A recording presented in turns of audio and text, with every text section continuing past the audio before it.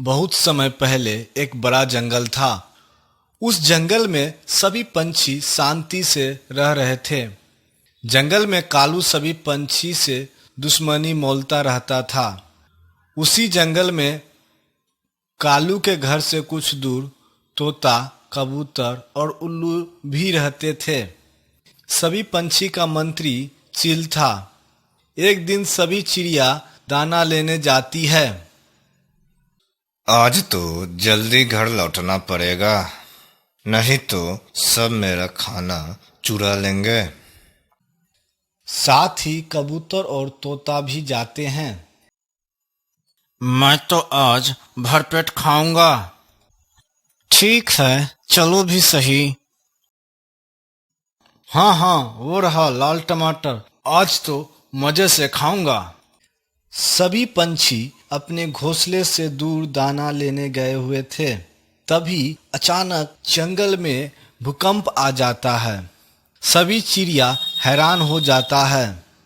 हे भगवान, मेरे घर को बचा लेना, किसी का घर बचे या न बचे। जाता हूँ जल्दी से, नहीं तो घोंसला जिस डाल पे है वह डाल बहुत ही कमजोर है। उल्लू बेचारा दिन में इधर उधर घूम रहा था। मेरा घर कैसा है, पता ना गिर तो न गया। अगर गिर गया होगा तो मैं कहाँ रहूंगा। चील सभी पंछी के पास आते हैं। कोई घबराओ मत, सब पेड़ के नीचे से हट जाओ। पेड़ भूकंप के कारण गिर सकता है, भूकंप तेज है। चील की बात को मानकर सभी पंछी आकाश में एक साथ आ जाते हैं। मंत्री जी, अब क्या होगा? हम सब अब कहाँ रहेंगे? कितना मेहनत से घर बनाया था।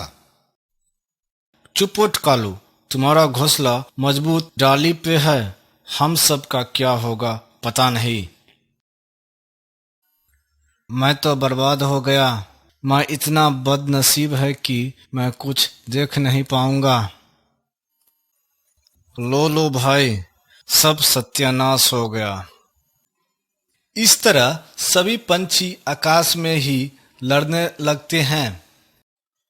तुम सब इसी तरह से लड़ते रहोगे तो समस्या का समाधान कैसे ढूंढेंगे? चील सबको समझाते हैं। तभी अचानक सभी पंछियों के घर टूट जाते हैं। सब पंछी बहुत दुखी हो जाता है, लेकिन पता नहीं मेरा घर टूटेगा या बचेगा। अब तो जाकर ही देखना पड़ेगा। और कालू वहां से थोड़ी दूर अपने घर जाता है तो देखकर बहुत खुश हो जाता है। अरे वाह, मेरा घर तो बच गया। अब मैं आराम से रहूंगा और सभी पंछी इधर उधर भटकेंगे। अब कालू के घर को छोड़कर सभी पंछी का घर टूट चुका था। सभी पंछी चिंतित थे कि अब क्या करेंगे। तब तोता सबको एक उपाय बताता है। हम सब मिलकर चील के पास चलते हैं। अब वही कुछ उपाय बताएंगे। वे मंत्री है तो कुछ हमारी भलाई के लिए सोचेंगे। हाँ, ये बात तो सही है, मगर हम क्या कहेंगे? नहीं, हम नहीं जाऊंगा किसी के पास। वे मंत्री है, क्या हुआ? हम सब कहीं नहीं जाऊंगा। तुम ये कैसी बात करती हो? अभी हम सब मुसीबत में हैं। अभी गुस्से में कोई काम नहीं होगा। सभी को समझदारी से बात करना पड़ेगा। इसी तरह तोता सबको उपाय बताता है और सब तोता की बात मानकर चील के पास जाते हैं। अरे, आप सब आ गए, बताइए क्या मदद करेंगे हम? मंत्री जी, हम सब का घर भूकंप के कारण टूट गया है। अब हम कहाँ रहेंगे? ठीक है, सब सही हो जाएगा। पहले आप सब कुछ खा लें, भूख लग गया होगा। आप सब अंदर आइए। चील सबको अपने घर के अंदर ले जाते हैं और कुछ अनाज के दाने खाने के लिए सबको देते हैं। लीजिए, खाइए, आराम से, अपना घर है, घबराने की कोई जरूरत नहीं। सब अनाज खा लेते हैं और कहते हैं, मंत्री जी, अब आप एक और एहसान हम सब पर कीजिए। आज रात हम यहाँ पर सो जाएंगे और कल कोई उपाय निकालेंगे। जी मंत्री जी, हम सब बहुत थक चुके हैं, आराम कर लेते हैं। मंत्री जी बहुत दयालु थे। सभी पंछी की बात सुनकर वे मायूस हो गए।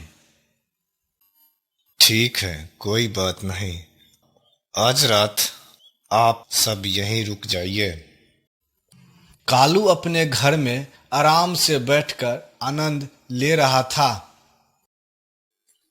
सभी पंछी इधर उधर भटक रहे हैं। सबका घर तो टूट चुका है, अब रहेंगे कहाँ? अगर मेरे पास आए तो मैं तो मना कर दूंगा। शाम का समय था, सूर्यास्त होने वाला था। तभी अचानक आकाश में बादल छा गया और तेज तूफान जंगल में आ गया। आप सब घर के अंदर ही रहिए, तूफान बहुत तेज है। बहुत बहुत धन्यवाद मंत्री जी, आज आप हम सबको मुसीबत के साथ दिए हैं। मैं आपका ये एहसान जिंदगी भर याद रखूंगा। हाँ मंत्री जी, आप सच में बहुत दयालु हैं। अरे, आप सब कैसी बात कर रहे हैं? मुझे कोई आपत्ति नहीं है। ठीक है, अब तूफान भी ज्यादा तेज है, आप सब आराम से सो जाइए। मेरे घर मजबूत है, आप लोग चिंता ना करें। मैं जरा खिड़की से कालू का घर देखता हूँ, गिर तो नहीं गया। तूफान बढ़ते जा रहा था। कालू घर में बेचैन हो रहा था। हे भगवान, अब तो क्या होगा? तभी अचानक कालू का घर हिलने लगता है। लगता है अब घर गिर जाएगा। मैं बाहर निकल जाता हूँ, नहीं तो मुझे चोट लग जाएगी। और कालू जैसे ही घर से बाहर आता है, घर नीचे गिर जाता है। मैं तो बच गया, नहीं तो घर के साथ मैं भी मर जाता। अब क्या होगा? अब मैं रात में कहाँ जाऊंगा? बगल में ही चील का घर था। खिड़की से चील सब कुछ देख रहा था। ठीक हुआ कालू के साथ। बेचारा तोता, कबूतर, उल्लू का घर जब टूटा था तब ये मजे से हंस रहे थे। एक बार पूछने भी नहीं आए कि ठीक है या नहीं। चील दयालु थे। उन्हें कालू की मुसीबत देखी नहीं गई। उन्हें कालू पे दया आ गया। अब क्या करूं मैं तो हंस रहा था जब सबका घर टूट गया। मुझे नहीं हंसना चाहिए था। जाता हूं मंत्री जी के पास, शायद वो मुझे माफ कर दे। कालू मंत्री जी के दरवाजे पे आता है। मंत्री जी, दरवाजा खोलिए, मेरा घर टूट गया, मुझे माफ कर दीजिए। मंत्री जी दरवाजे खोलते हैं। कालू, कोई बात नहीं, अंदर आ जाओ। सब सो रहे हैं, तुम भी आज रात सो जाओ। धन्यवाद मंत्री जी, आप बड़े दयालु हैं। आपका सोच बहुत अच्छा है। कालू अंदर जाकर सो जाता है और मंत्री जी भी सो जाते हैं। सुबह होती है। अरे सब उठो, सुबह हो गया। सभी पंछी उठ जाते हैं और कालू को देखकर चौंक जाते हैं। कालू, तुम यहाँ कैसे? तुम्हारा घर ठीक है ना? कालू सारी बात सभी पंछी को बताते हैं। मुझे माफ कर दीजिए, मैं माफी के लायक नहीं हूँ। नहीं कालू, तुम बहुत अच्छे हो। हम सब मिलकर कोई न कोई उपाय जरूर ही निकाल लेंगे। मंत्री जी, अब आप कुछ तकरीब बताइए। अब आप सब मिलजुल कर एक दूसरे का घर बनाना होगा। अकेले कुछ नहीं हो सकता है। अगर आप ये विचार मंजूर है तो सब मिलजुल कर जाइए और एक दूसरे का मदद कीजिए। सब मिलजुल कर अपना अपना घर बनाते हैं और खुशी से रहने लगते हैं। फिर चील के पास सब जाते हैं। अब कैसा है आप लोग? सब ठीक है ना? हाँ मंत्री जी, हम सब ठीक हैं। अगर आप नहीं होते तो हम सब का पता नहीं कब तक बन पाता। नहीं, आप सब एकजुट होकर काम किए तब ये संभव हुआ है। इसीलिए कहा जाता है कि एकता में बल होता है।